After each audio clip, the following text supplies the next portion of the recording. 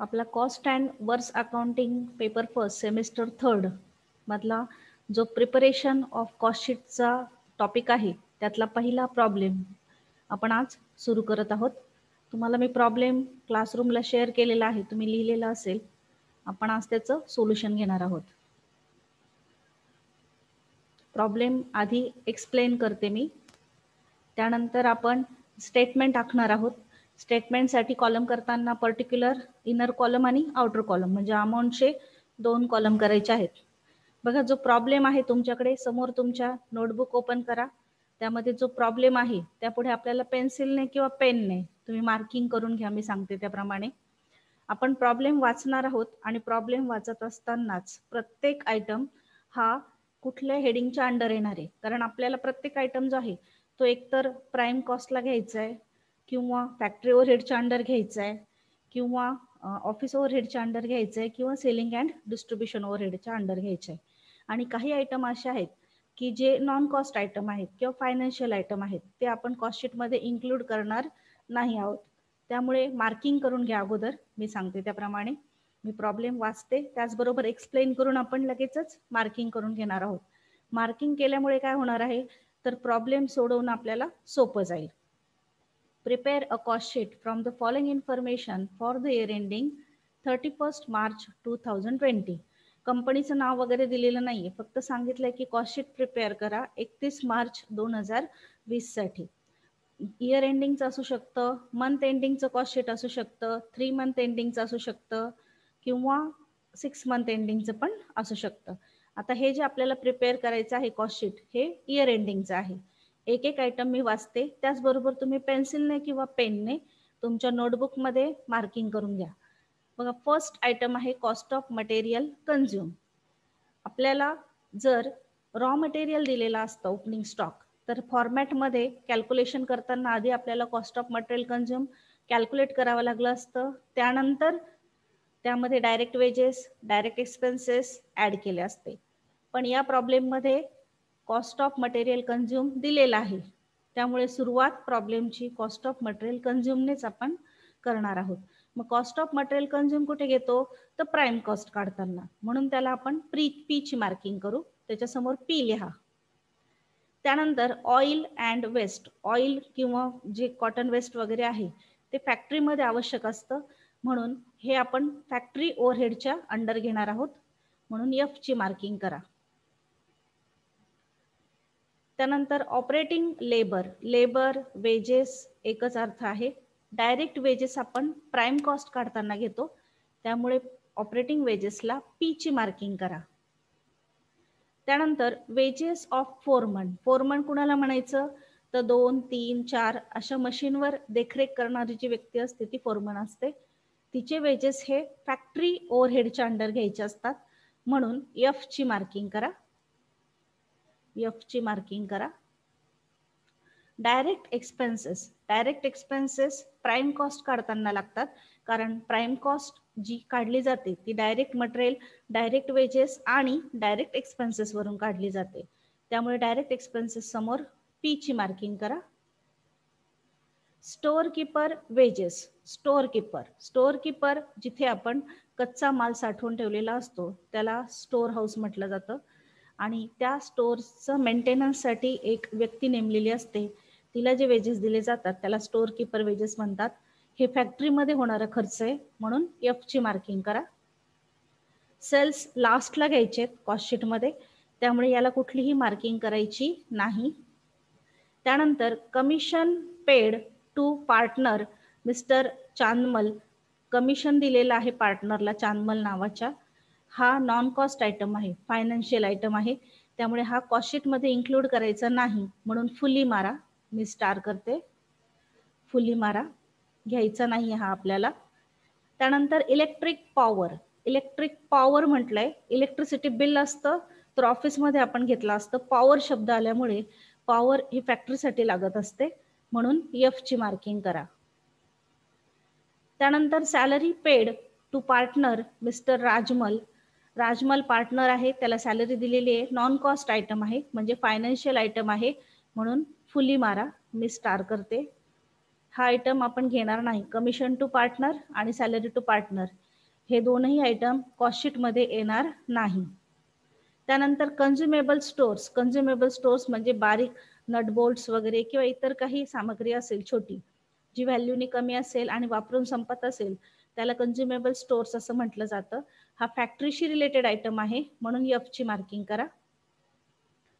त्यानंतर direct wages payable means outstanding direct wedges मध्येच येणार आहे म्हणून प्राइम कॉस्ट साठी P ची मार्किंग करा. त्यानंतर लाइटिंग मध्ये दोन एक्सपेन्सेस आहेत, एक फॅक्टरी लाइटिंग आहे आणि एक ऑफिस लाइटिंग आहे. जी फॅक्टरी लाइटिंग आहे ती फॅक्टरीला जाईल आणि जी ऑफिस लाइटिंग आहे ती ऑफिसला जाईल म्हणून फॅक्टरी समोर F करा आणि ऑफिस समोर O ची मार्किंग करा.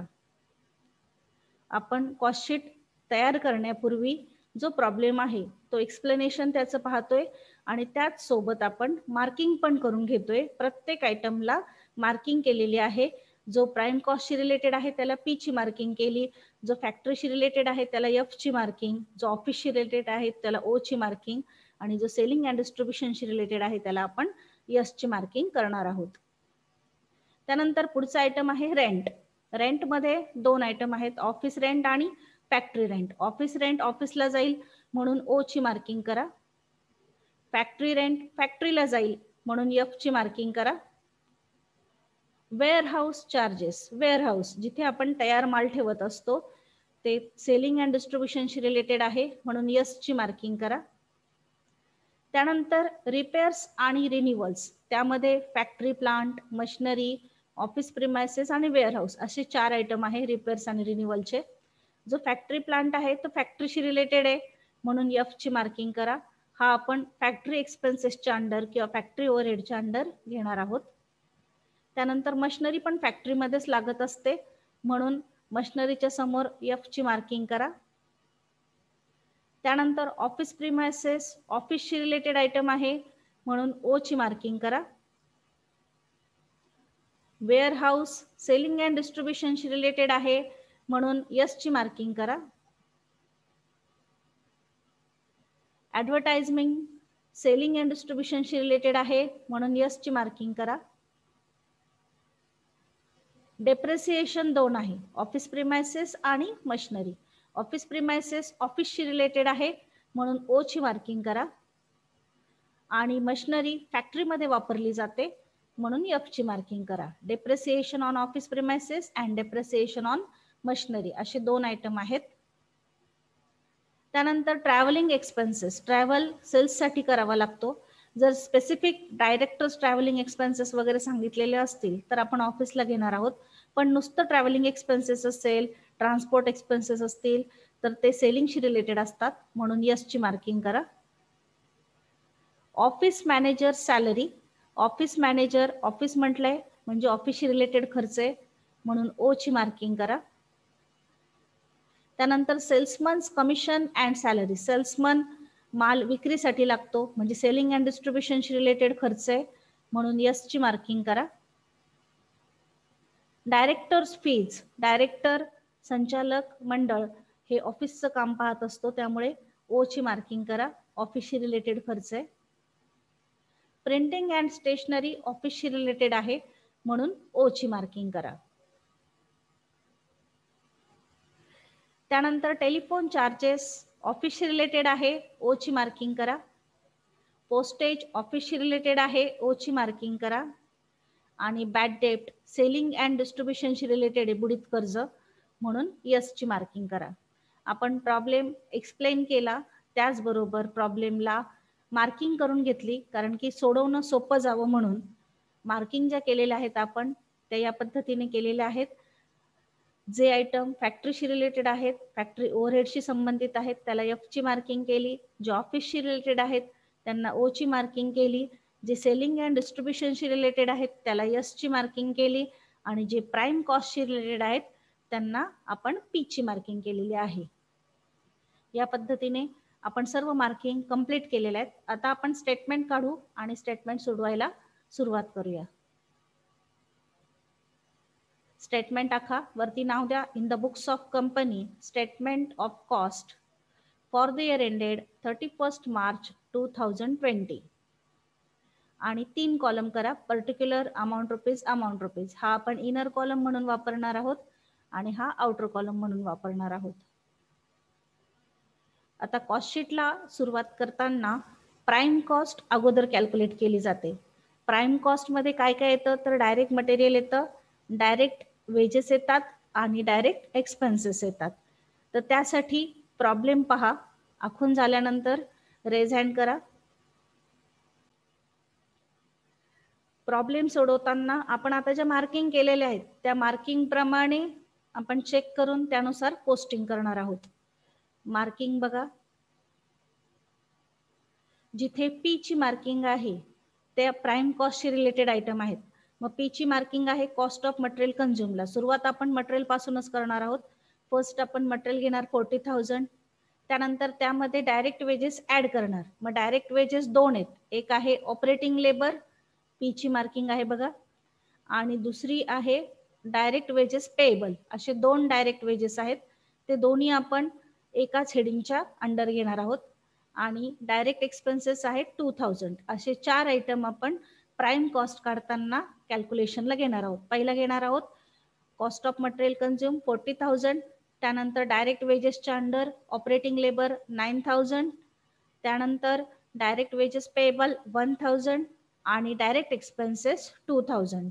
यांची बेरीज करून जी येईल ती असणार आहे प्राइम कॉस्ट. मग घ्या cost of material consume, inner कॉलमला घ्या 40,000, ऍड डायरेक्ट वेजेस, डॅश करून खालच्या ओळीवर operating labour 9,000, direct wages payable 1,000, add direct expenses 2,000.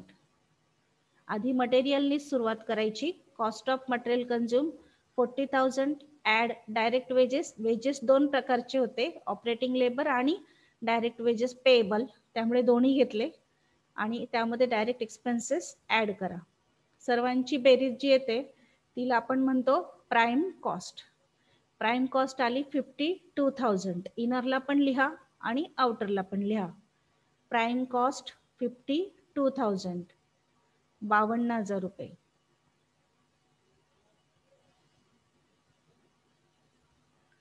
आधी आपण प्राइम कॉस्ट कॅल्क्युलेट केली, डायरेक्ट मटेरियल, डायरेक्ट वेजेस आणि डायरेक्ट एक्सपेन्सेसची बेरीज करून. तर डायरेक्ट वेजेसमध्ये दोन आयटम होते, ऑपरेटिंग लेबर आणि direct wages payable. Prime cost आली 52,000, 52,000. आता यामध्ये फॅक्टरी ओव्हरहेड्स ऍड करायचे.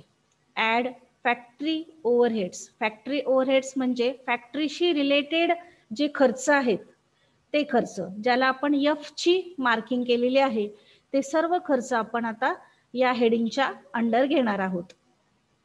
त्यासाठी प्रॉब्लेम पहा आणि मार्किंग पहा.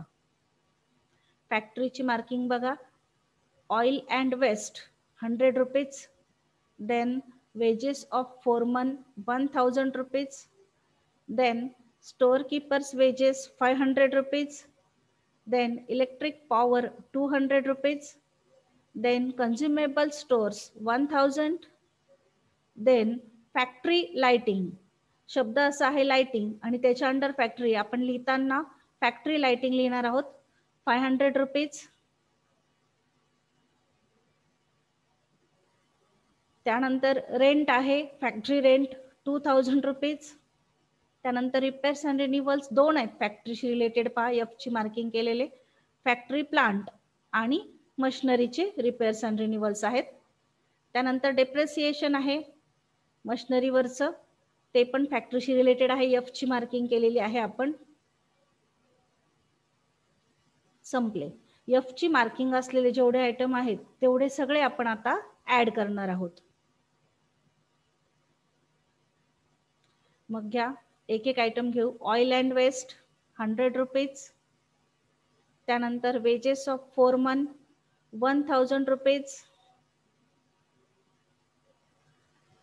त्यानंतर store keepers wages 500 rupees, electric power 200, consumable stores 1,000, factory lighting 500, factory rent 2000, repairs and renewals 2 आहेत, factory plant 500, repairs and renewals machinery 1000, depreciation on machinery 200. आता या सर्वांची बेरीज करून मी आउटरला घेतलेली आहे. सपोज तुम्ही अशी बेरीज आउटरला नाही घेतली तरी चालू शकेल. अगोदरची जी आपली प्राइम कॉस्टची बेरीज आहे 52,000 रुपये, त्यामध्ये डायरेक्ट हे आयटम ऍड करून इथे 59,000 रुपये लिहिले तरी चालतील, किंवा बेरीज करून आउटरला घेतली तरी चालेल. दोन्ही पद्धतीने प्रॉब्लेम सोडवता येतो. फक्त एकदा सर्व आयटम आलेत का ते प्रॉब्लेम मध्ये पाहून चेक करून घ्यायचं, एफ चे काउंट करून घ्यायचे किती आयटम होते. बघा 1 2 3 4 5 6 7 8 9 10 आयटम होते. बरोबर आपल्या कॉस्ट शीट मध्ये देखील तेवढे आयटम आलेत का चेक करून घ्यायचं.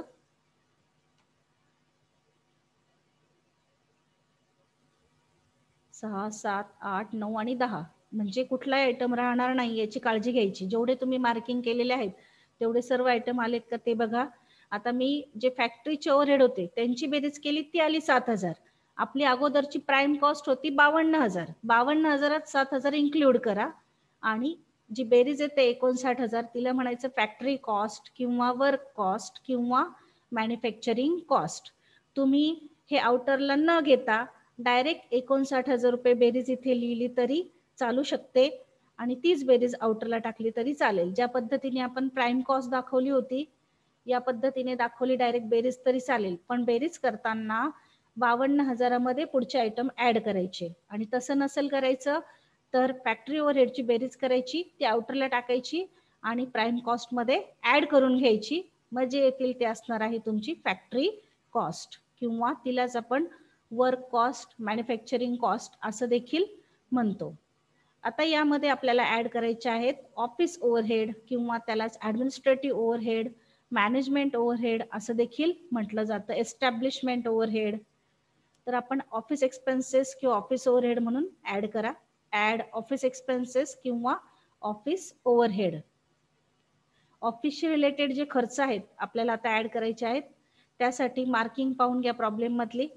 ज्याला आपण ओ ची मार्किंग केलेली आहे ते सर्व ऑफिसशी रिलेटेड आहेत.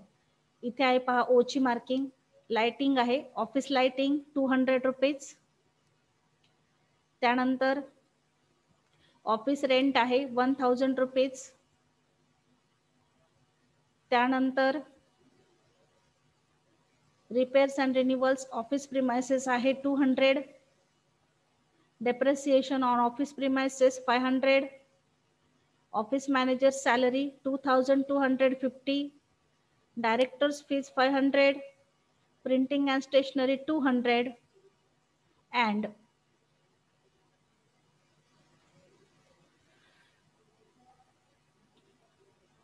Telephone charges ₹50. पोस्टेज ₹100. ज्याला ओ ची मार्किंग केलेली आहे ते सर्व आयटम आपण ऑफिस ओव्हरहेडच्या अंडर पोस्टिंग करू. ऍड ऑफिस ओव्हरहेड किंवा ऑफिस एक्सपेन्सेस. त्यामध्ये घ्या ऑफिस लाइटिंग 200 रुपीज. त्यानंतर ऑफिस रेंट 1000 रुपीज. त्यानंतर repairs and renewals office premises 200.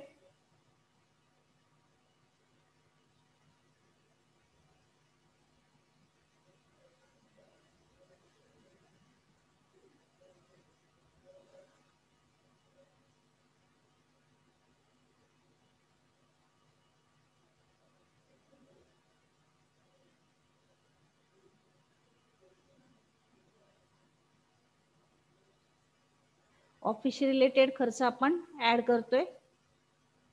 त्यानंतर depreciation on office premises 500. Office manager salary 2250. Director fees 500. Printing and stationery 200. Telephone charges ₹50 आणि postage 100. ऑफिसशी related जेवढे खर्च होते, ज्याला आपण ओ ची मार्किंग केली होती, ते सर्व खर्च आपण ऑफिस ओव्हरहेडच्या अंडर घेतले. त्यालाच administrative overhead, management overhead, establishment overhead असं देखील म्हटलं जातं.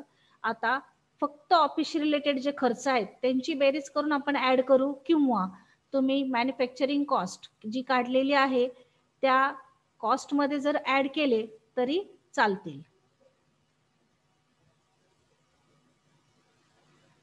बघा, प्राइम कॉस्ट आपण आधी काढली होती, नंतर फॅक्टरी ओव्हरहेड ऍड करून जी फॅक्टरी कॉस्ट किंवा वर्क कॉस्ट काढलेली आहे 59,000 रुपये, तिच्यामध्ये डायरेक्ट ऍड केले तरी चालतील, किंवा फॅक्टरी कॉस्ट प्रमाणे हे ओव्हरहेड्स ऍड करून आउटरला टाका आणि नंतर बेरीज केली तरी चालेल.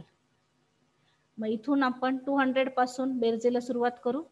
बेरीज करून आउटरला लिहून अगोदरची जी आपली वर्क कॉस्ट किंवा फॅक्टरी कॉस्ट आलेली आहे 59,000 रुपये, त्यामध्ये हे 5,000 ऍड करूया. कॉस्ट ऑफ प्रोडक्शन त्याला म्हणायचं, कॉस्ट ऑफ प्रोडक्शन. ही जी बेरीज आलेली होती 59,000 रुपये, त्यामध्ये पुढची जी बेरीज आहे ती आपण ऍड केलेली आहे ऑफिस ओव्हरहेडची. ती बेरीज आली 5,000 रुपये. कॉस्ट ऑफ प्रोडक्शन आले 64,000 रुपये. आता लास्ट ऍड करायची selling and distribution overhead. Selling and डिस्ट्रीब्युशनशी रिलेटेड जे खर्च आहेत ते, ज्याला आपण यस ची मार्किंग केलेली आहे, ते खर्च आपण ऍड करूया. यस ची मार्किंग असलेले पहिल्या याच्यावर काहीच नाहीये.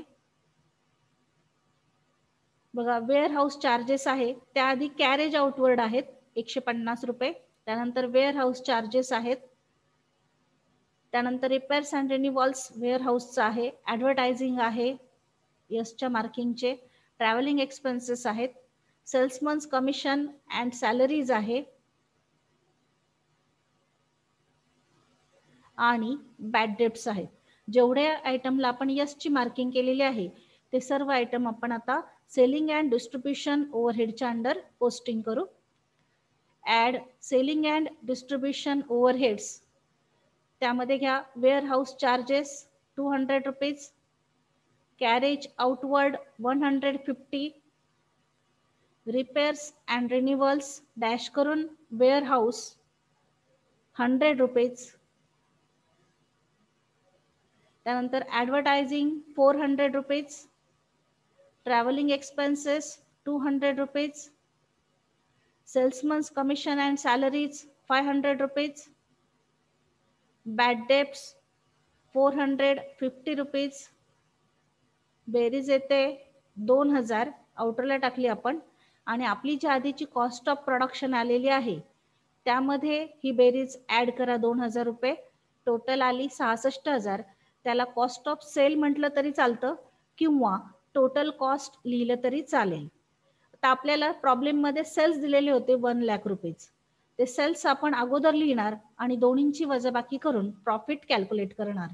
सेल्स एक ओळ सोडून लिहा, सेल्स 1 लाख, त्यातून 66,000 रुपये वजा करा, मधल्या ओळीवर लिहा add profit for the year 34,000, 34,000 रुपये प्रॉफिट आला. 1 लाखातून आपण 66,000 रुपये मायनस केले, प्रॉफिट आला 34,000 रुपये. पुन्हा एकदा मागच्या सर्व स्टेप्स पाहून घ्या.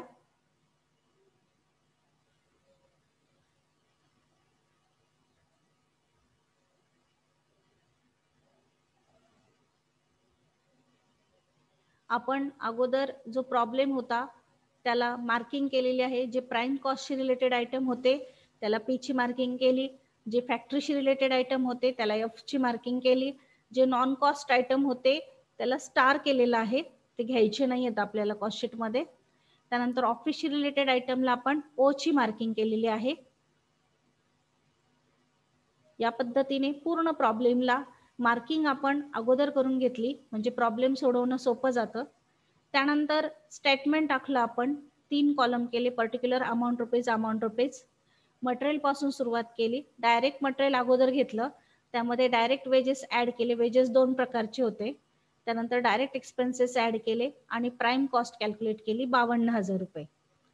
त्यामध्ये फॅक्टरी ओव्हरहेड्स ऍड केले, फॅक्टरीशी रिलेटेड खर्च, सर्व फॅक्टरीशी रिलेटेड खर्च ऍड करून त्याची बेरीज आली 59,000 रुपये. तिला आपण म्हणतो फॅक्टरी कॉस्ट किंवा वर्क कॉस्ट. आपण फॅक्टरी ओव्हरहेड्स ऍड करून 7,000 रुपये टोटल आउटरला दाखवली. तुम्ही डायरेक्ट ऍड करून इथे 59,000 घेतले तरी चालतील. तिला म्हणायचं फॅक्टरी कॉस्ट. त्यानंतर त्यामध्ये ऍडमिनिस्ट्रेटिव्ह ओव्हरहेड किंवा ऑफिस ओव्हरहेड किंवा ऑफिस एक्सपेन्सेस ऍड केले, ऑफिसशी रिलेटेड खर्च कॅल्क्युलेशन करून जे आपलं उत्तर आलं तिला म्हणायचं cost of production. Cost of production ती आली 64,000. त्यानंतर सेलिंग अँड डिस्ट्रीब्युशनशी रिलेटेड आयटम ऍड केले, बेरीज करून जी येते ती आहे टोटल कॉस्ट किंवा कॉस्ट ऑफ सेल्स. प्रॉब्लेम मध्ये सेल्स दिलेले होते, सेल्स एक ओळ सोडून लिहिले आणि त्यातून टोटल कॉस्ट मायनस करून जो डिफरन्स आला त्याला मधल्या ओळीवर लिहिलं add profit for the year 34,000. इथे आपला कॉस्ट शीटचा फर्स्ट प्रॉब्लेम कंप्लीट झालेला आहे.